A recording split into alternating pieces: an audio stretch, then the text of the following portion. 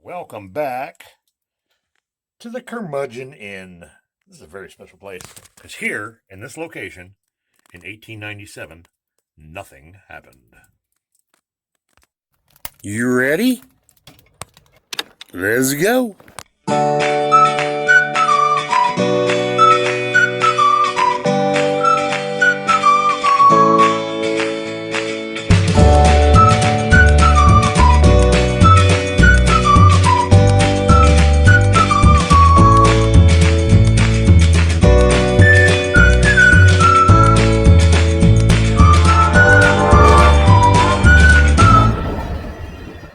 Come on, people. Let's do something, even if it's wrong.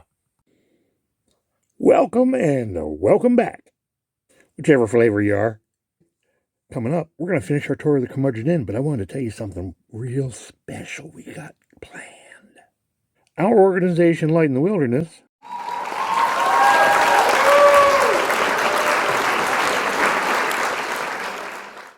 and our friend Rob out there at the Curmudge Inn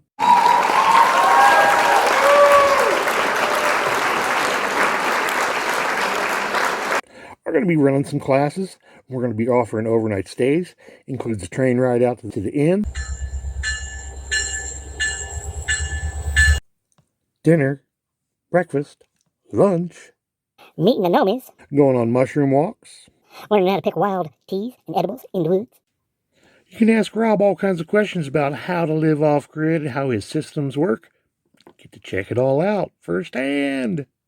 And a train trip back home to Talkeetna. Oh, engine 4325. What a life. That's in the works. Get ready. So if you live in the area or plan on being in the area around Talkeetna, come into July, August, That's what's in store. let's get to the movie. He's running in to grab the key. Here's a view of the main living cabin they got going on here. We'll go inside there and see how everything works, but we're going to go over here and check out the trapper cabin.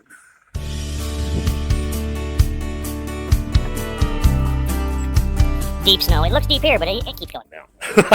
This deck's probably about 3 feet off. About 3 feet off the normal ground. Boy, this is a cute little cabin. Yeah, but this area gets shoveled out on a regular basis. But the tough part here is you got your roof sheds, and there's a lot of snow that comes off and builds up over on these sides, and it's hard when most of this snow came Mostly in January and February. In January and February, because we were up here for the ice sculpture thing. And you got how much snow since then? That was about 3 weeks ago. Just in February alone, we had close to 85 inches. 85 inches in February alone. But it was like fluffy, so it packed down. Yeah. By the time it packs down, you're down to maybe 3 feet. Yep. So it's not that bad. All right, so this is what we call the trapper cabin up here. You got a duck to get in. Yep.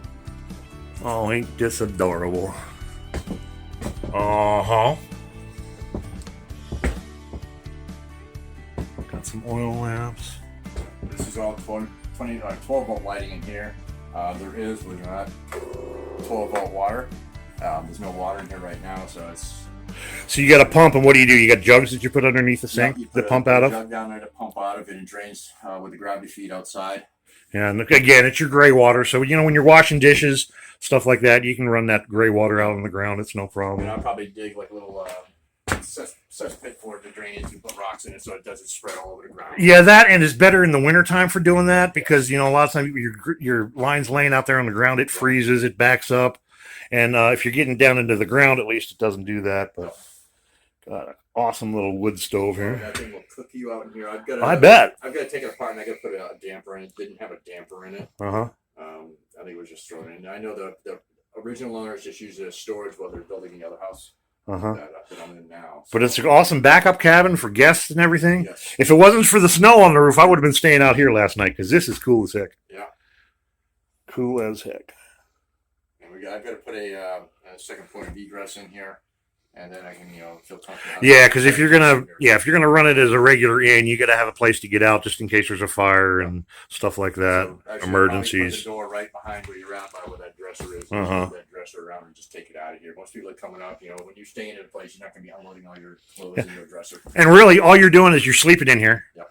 And you're outside. Yep. And you come in here and sleep at night. This is not a place to be hanging out to just sit around and do nothing. Nope. You're going to want to be outside. If you're coming up to this place, whether you be friends, guests, or somebody coming up to rent the cabin for a couple of days, you're here to be outside. Yep. You're not here to be inside. Yep.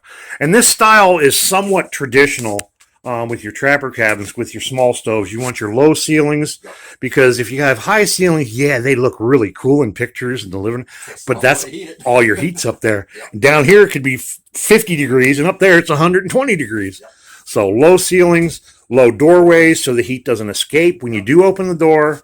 You take a look at it and usually you see it's shoulder height to me. I've almost knocked myself out of time. But yeah, this is going to be awesome. People are going to love coming up here and stay. Definitely awesome. All right, want to check out the main house? All right.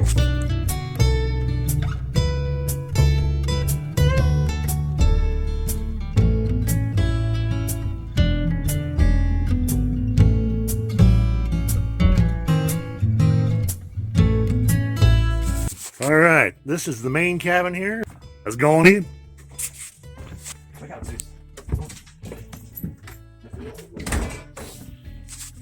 We got our kitchen here. Looks like your everyday kitchen that you'd find just about any place. Yep, it pretty much is. It's not a whole lot of counter space. That's why I've got the stainless steel tabletop here. It works great for. But you got running water. Yes, this water here. Let's see, it's powered. It's 24 volt. I have a 15-gallon water jug down there, and this is the water I get out of the spring. So it's good, clean drinking water, and I use that for cooking, drinking, making whatever I need to. I use it sparingly because it's a pain in the tush to get it all up here. Yeah, at least with a snow machine and a sled, it's a little bit easier this time of year, but it's cold, and you're dealing with water. Yeah. Well, the spring stays a constant like 60 degrees. Yeah. So it's not bored. Propane stove. Propane cook stove? Only thing that I have a problem with is the thermocoupler for the oven is not working very well or at all. So I have to play with the temperature setting, and I burned a lot of food when I first got here. I bet. I don't burn food. There's a little dining area, and this view, when there's not snow, you can see the great one back in there when it's out. I made the table. It was my first big project for around Thanksgiving. It is nice job. That's awesome. Yeah, and it's got the metal legs for steampunk look. Anybody can do this, folks. Huh, Zeus? Huh, Zeus? What do you got to say for yourself? You want to be a part of the movie? This is where we ate the most amazing dinner last night. Yeah. Sat around. This house is pretty much like the other. It's all 24 volt. And people always say, how do you do that? How do you do that? This is just a regular fixture from Home Depot. And it is 24 volt. They're 24 volt LED or 12 24 volt LED for RVs and stuff like that, or off-grid cabins. And they put out quite a bit of light. Those 3 bulbs burn less than an amp. When we come over here, we got the Blaze King Princess 32 stove, and this thing is a dream. It's not as good as a rocket mass heater. Nope. It does burn a little bit more wood, but this winter I've only burned maybe a little less than 2 quart of birch, and maybe about the same in spruce, because I burn it hot during the day to melt snow for water. But now you got the stove out there with the tanks. And it melts the water. Yeah, it does. Now I'll be able to slow down this. I can just throw 1 or 2 pieces of birch in there, turn it down, and it'll last all day. I mean, I have loaded this up on a Thursday afternoon, gone to town, and come back on Saturday, and I did not have to use a match to light the fire. I just put the birch in there with the bark down, blew in there a couple times, and the flame come right up. It's amazing. Yeah, if you got a nice bed of ash in there, when you're cleaning out your stove, especially in ones like this, you always want to leave a little bit of a bed of ashes in there. Because that insulates keeps your coals in there. Yes, I've taken ash out of there once so far since I started the stove in September. This was flown in by Talkeetna Air, and I had to get it into the house by myself. Now, when Robert says flown in, he means flown in.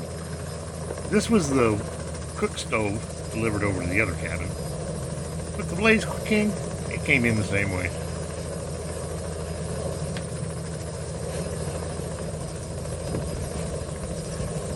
Pretty cool. And it weighs about 303 pounds. And it is on a pedestal, so I had to get the pedestal in here to get it up onto the pedestal. Yep. And these things are not light. No, and I was petrified to drop it because the fire bricks inside. Fire bricks and your glass door, and well, now that pops off too, so that's takes a little bit. But I can't say anything bad about the Blaze King stove. No, Blaze Kings. I mean, they're tried and true up here. A lot of people using Blaze Kings, the Blaze Queens, the Princess stoves. You know. But I mean, one load of wood and it'll go for a day. Yeah. Easily. And I'd say if you can afford it and you want a traditional wood stove, Blaze King is definitely the way to go. Oh yes. So this over here is living area. All your comforts of home. Ceiling fan that is up 120. They do make a 24 volt, 12 volt ceiling fans, but I'm not done that yet. So basically, your batteries are putting 24 volts into an inverter, which is converting it over to 110 volts AC to run things like this. Yeah. I have very few 120 appliances over here. I get downlight. I have a couple small reading lights, and of course the washing machine. Yes, I have a washing machine.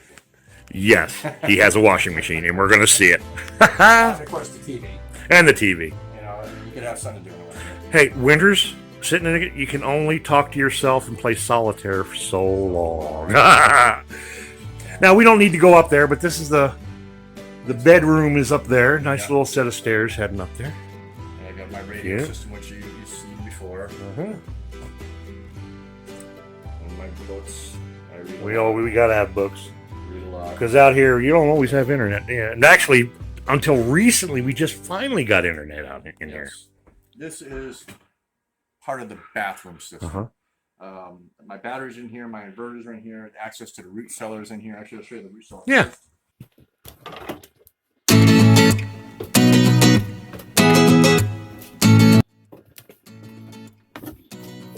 You do this without falling on the arse. This area is supposed to get my Get your wine. It's all actually all mead, pretty much. Oh, even better. So we got the mead. There is my gin in there. There's bourbon in there. I got vodka Galliano from making hard wall bands. I got all kinds of eggs. Very few canned goods down here. It's mostly the old stuff that's down here. I keep my carrots down here, my potatoes. This bag of French fingerlings, I bought this in September 8th before I moved up here. And they're still good. They're just starting to get eyes, so they're now potato seeds. Yep. Because in another month, we're going to be putting them in the ground. Because we grow some taters up here for sure. I do have indoor plumbing here. As you can see, this is part of it. Right now, it's detached because it did freeze over the winter. In the early winter, actually, when we had that really cold spell come through. So I've got to dig it out and insulate it better. It does not have insulation around the pipes. If I put a couple inches of foam insulation around it, it'll stop this from happening in the future. So right now, the shower drains into this, and I pump it out with a sump pump. The sink in the bathroom gets pumped into, or drains into a bucket, and I take that up and dump that over the hill. We have 300 gallons of water behind you, and it's used as a new siphon. Basically, all the water stays perfectly level in there as long as I have. Yes. Hear it? I just broke that siphon. Now, to get it going again, I just gotta.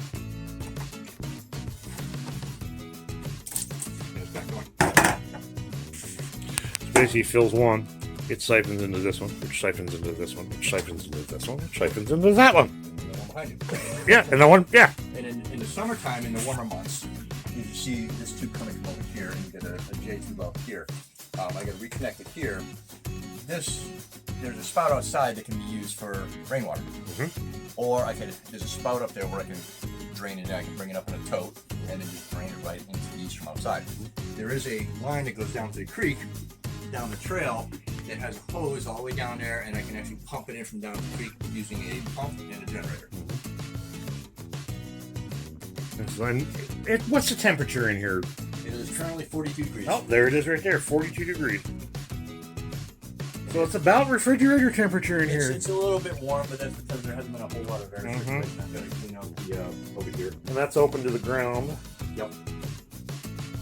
And yeah, this is a really nice little root cellar. And like you were talking about that freezing, because we got a cold spell and we didn't have any snow yet. Yes. So when you have snow built up around your house, that actually insulates your walls and your crawl spaces and stuff like that, and keeps stuff like this from freezing. But when we get cold snaps in November with no snow on the ground, oh my goodness, it's a plumber's dream, because they're all over town. Septic systems are busting, water lines are busting, even when they're buried 10 foot in the ground. Yep. Now see the sink in the kitchen here, it's on its own drain system, and it's because it's gray water, and I don't really drain any grease or anything down the drain.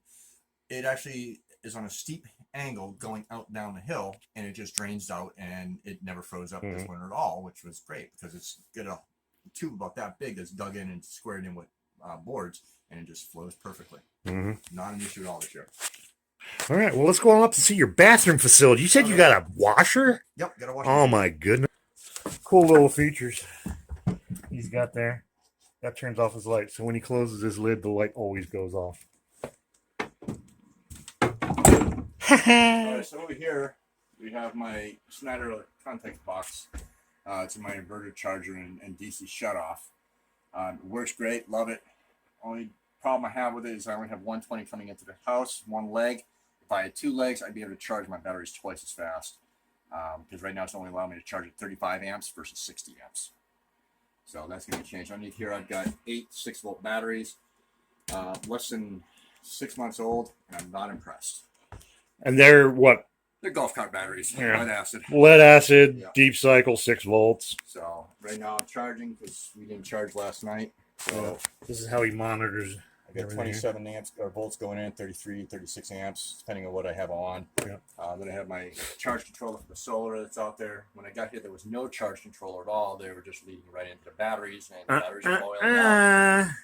So right now I've got 0.9 amps coming in, but that's also because it's charging off the generator. If that was not, I'd probably be pulling about 3 amps right now. So over here, art studio, things like that for doing whatever. We have the shower. A luxury out here. Yes, and it actually turns into a bed.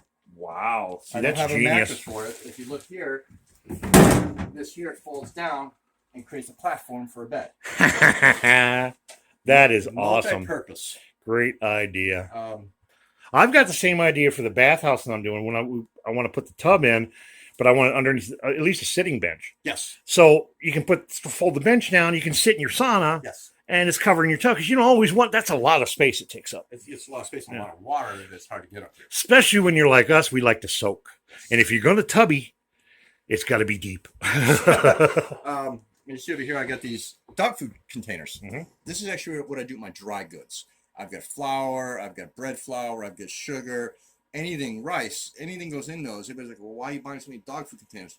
Dry storage. Dry storage. It's amazing. And they're cheaper than food grade, and they are food grade and sealed lids and everything else. They have gaskets on them. They seal out all the bugs. I mean, I had a bag of bird seed, and it was right there, and the voles were getting into it. So I put the seeds in the container. Now they can't get into it. Yeah, and these dog food ones are a fraction of the cost of the food grade. There was like $25, $30 for that. You can order them online cheaper. Yeah, you can see the snow on it. Let's see. Here's the bottom of the window, folks. We're going up, we're going up, we're going up, we're going up, we're going up, we're going up, we're going. Oh my goodness, I gotta point the camera up. That's how deep the frickin' snow is. So a lot of people ask me, well, you're out in the middle of nowhere, Rob. You're 15 miles from town, 15 miles basically from the nearest accessible road, which would be Talkeetna. There is the Park Highway across the river, but it's still 5-6 miles away. But I'm not getting across the river with you. How do you get phone service? I got one of these. This is a WeBoost. It is a whole home signal booster. It takes signal that is pretty much non-existent and creates signal. Right now, I have, standing here, my antenna for putting the signal out in the other room, I have 2-bar LTE. At times, I do have 5G here, but usually I have 4-bar of LTE. And it's amazing. And the antenna for that is about 25 feet up in the air and is directed towards Talkeetna. The other house has one, but it's on a bush-built system. Yeah, see, when I lived out here, We didn't have internet out here. No. Barely had texting on our cell phones. Yep. You know, no boosters or anything. So when you came out of town and got out here, you were here. You got a radio station in town if you need any news or anything like that. Other than that, you don't know what's going on unless a neighbor comes by and tells you. Exactly. Yep. Yeah. So I mean, I do listen to the radio a lot. So. Well, that's how you found out we were coming up here, Exactly. huh? So this is my washer. Look at that. All the modern conveniences. Yeah. This is an RCA. I bought it. It was ordered from Home Depot. It uses very little water and very little power. I don't have to run a generator or anything. I can just turn it on and go. Mm-hmm. It uses about 15 gallons of water per cycle, or per use. Yeah. And you know what? Another thing I've been looking at the RV ones. Yes. Which this tech comes from. Yes. And they're super small, super efficient with water. And when it's one or two people, if you keep up on your laundry, yeah. Like, you know, I put a couple of them in on boats in the past. Yeah. Usually the big power boats where it's actually a washer and a dryer. Yeah. The dryers use more power, of course, but you know what? If it dries, it dries. Well, you know, over in England, if you buy a machine, it is a washer and dryer. Yes. They don't have separate machines. No. It is a washer and dryer. From one cycle to the second cycle without pause. Yep. So that's that area. And then over here we have the bathroom. You see I have a propane hot water on demand heater. Mm-hmm. Which these work off of no electricity whatsoever. It has batteries. It has D batteries, and they'll last pretty much forever. It just takes a little bit of a spark to get it going. Here, you can see. Yeah, right here. So once the water starts flowing, you can see it. Yep, I can see it in there. And then you shut it off, and it shuts off.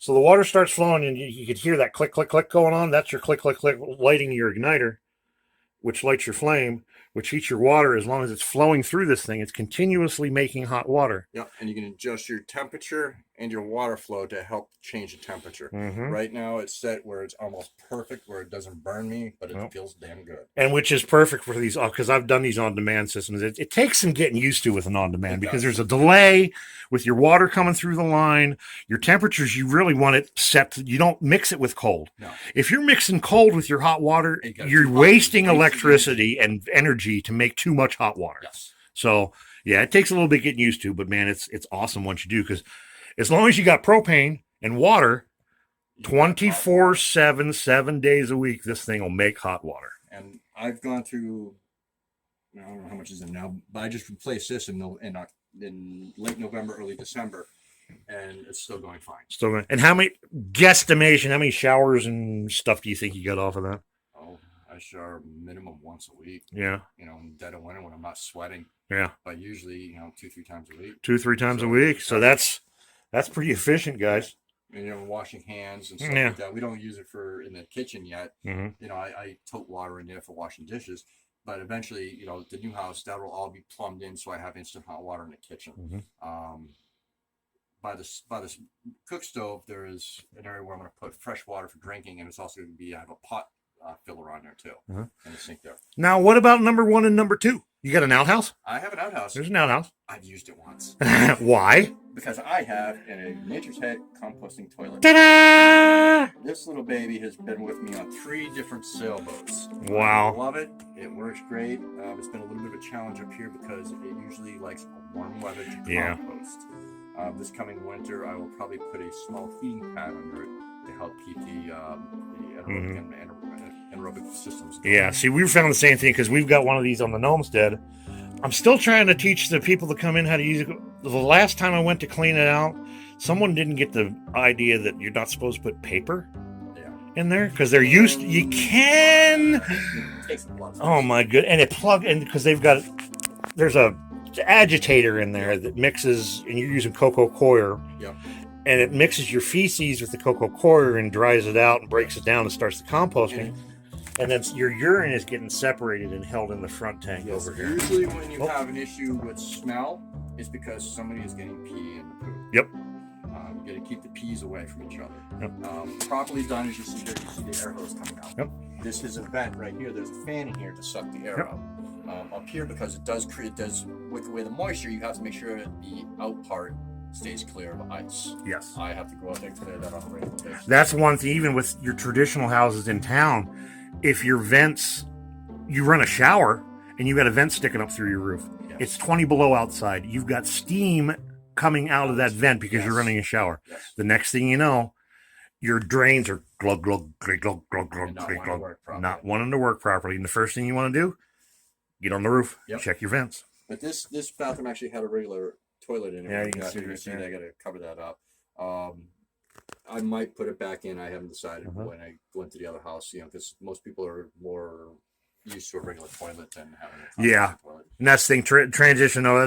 And a lot of people, when I'm teaching about humanure and composting our waste, because when you live off grid, we've got to deal with our own waste. We don't have a bill to pay for it to go and getting taken care of for us. Exactly. We got to deal with our own human waste. And if you deal with it properly, it's safe, it's easy, it's not as hard as you think, but it is a different way of thinking. Yes. And like you said, it's the separating of the solids and the liquid. And the first thing I ask when I'm teaching on dealing with human waste is I talk about two-holed outhouses. Yes. And I ask the question, why are there two-holed outhouses? Most people say male and female, blah, blah, blah. No.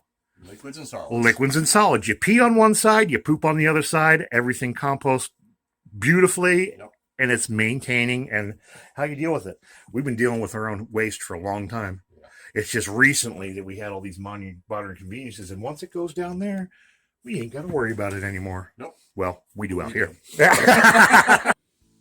Hey, Nomies, here's a bit of trivia for you. What I want you to do is give us the answer to the question. You know where. Okay, here it comes. Are you ready? Why do outhouses have a moon on the door? And it ain't forgiving the moon.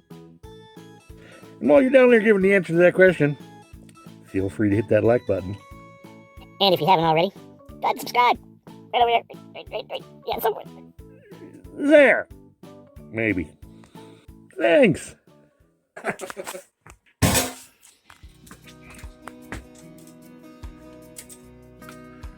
This is one of my pantries. This is all my dry goods, canned goods, stuff like that. This is stuff that can be more room temperature. It doesn't have to stay cool. All your rices and whatnot. Yeah, these are coming from a friend's family's farm in Vermont. Yeah, because you guys got up here, you didn't have a chance to do much canning and stuff like that, so. I had a hard time finding cans until I actually got to the attic here, and I found about a dozen boxes of cans and lids, so I can actually can this coming year. So this time next year, this is going to be loaded up with cans. Hopefully, over in the other house, but the pantry's not going to have all these boxes and stuff. Right. I mean, I don't like having all this box because this has to disappear. These, metal cans have to disappear. I have to take these into a bag, take them to town, and dispose them at the refuge center. Yep. And it's a pain in the butt.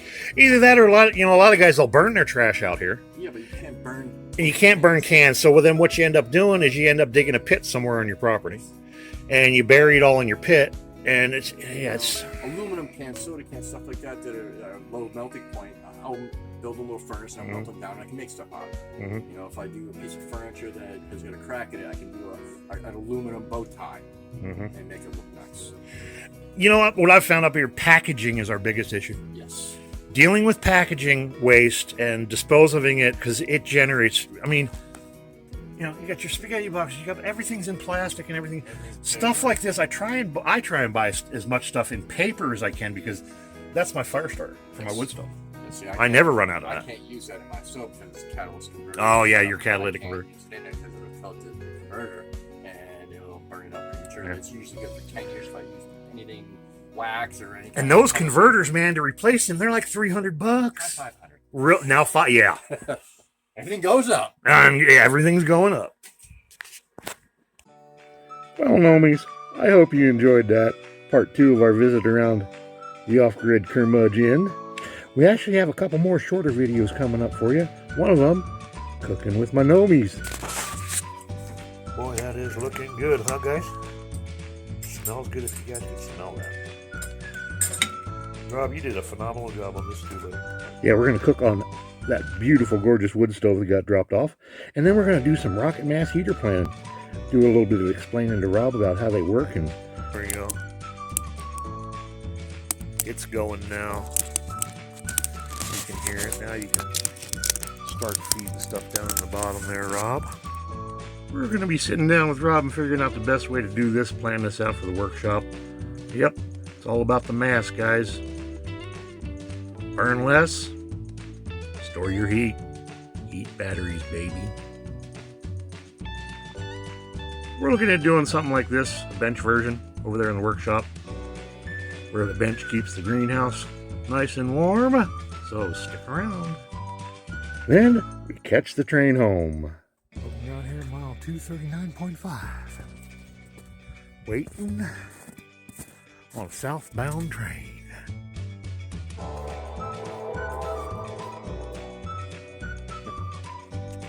Alright guys, thanks for sticking around. Until next time. You never change things by fighting the existing reality. To change something, build a new model that makes the existing model obsolete. I'm a know-me, he's a know-me, she's a know-me, you're a know-me, wouldn't you like to be a know-me? Put your comment down on the bottom. Click the subscribe down on the bottom. Click the like button. Down on the bottom. Make a comment. Down on the bottom. Peace out.